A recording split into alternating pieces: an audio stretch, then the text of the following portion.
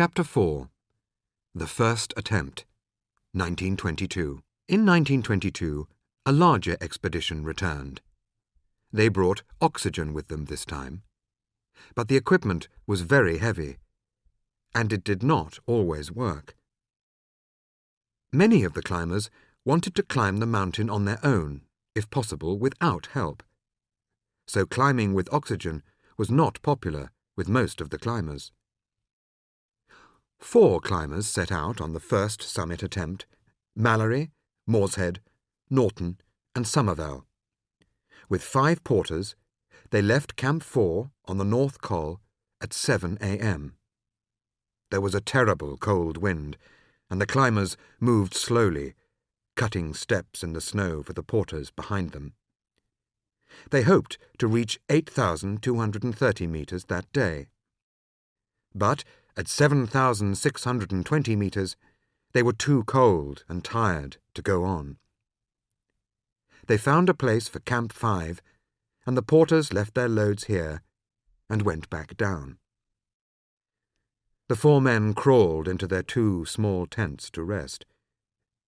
But all night there was a high wind, and it was difficult to breathe or sleep.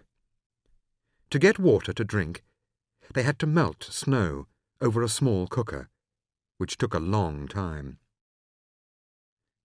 Next morning, Morshead was ill, so Mallory, Norton, and Somervell set out at 8 a.m., leaving Morshead alone in the tent. They moved slowly, stopping after every few steps to rest and breathe. As they climbed, their hobnail boots slipped dangerously on the stones and rocks.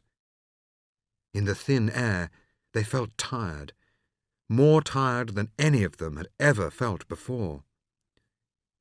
At 2 p.m., they reached 8,227 metres.